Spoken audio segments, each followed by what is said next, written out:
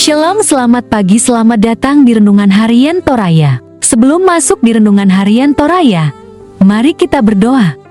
Bapa di dalam nama Tuhan Yesus, kami akan baca firman-Mu, biarlah firman-Mu tetap tinggal di hati kami. Dan kami lakukan setiap hari di dalam nama Tuhan Yesus, amin.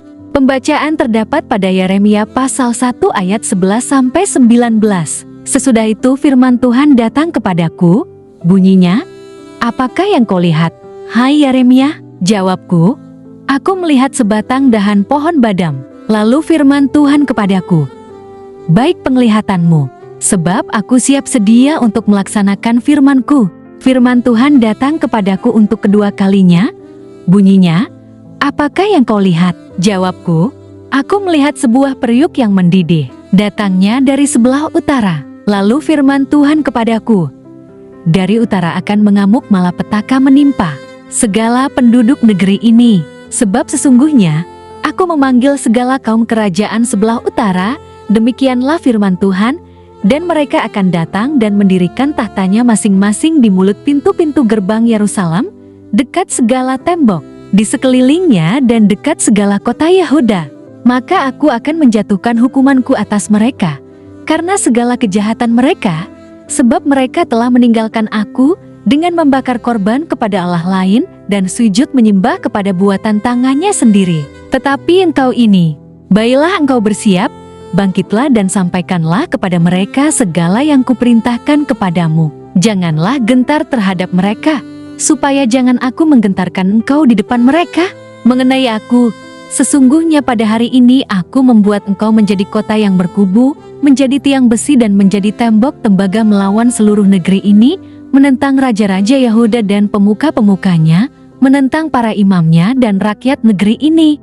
Mereka akan memerangi engkau, tetapi tidak akan mengalahkan engkau, sebab aku menyertai engkau untuk melepaskan engkau." Demikianlah firman Tuhan. Tema hari ini adalah peringatan kasih. Seringkali dalam hidup, kita menerima peringatan dari orang-orang yang mengasihi kita, entah itu dari orang tua, sahabat, atau bahkan guru. Peringatan ini mungkin tidak selalu menyenangkan untuk didengar.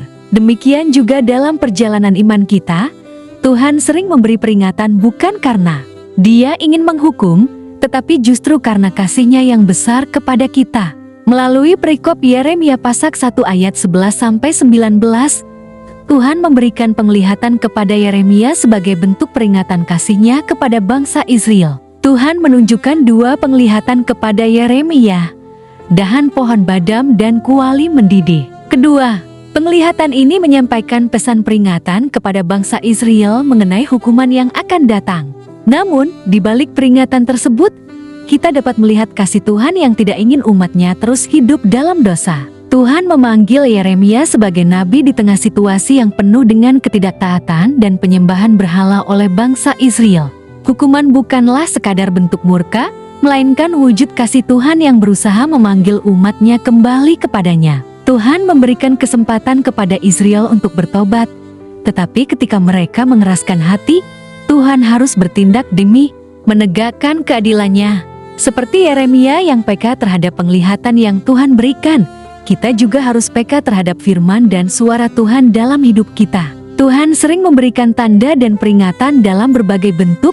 Apakah itu melalui firman yang kita baca, teguran dari saudara seiman, atau situasi yang membuat kita merenung? Kemudian kita perlu merespons peringatan Tuhan dengan pertobatan. Ketika Tuhan menyampaikan peringatannya, itu adalah kesempatan bagi kita untuk memperbaiki diri, memohon pengampunan, dan memperbarui komitmen kita kepadanya.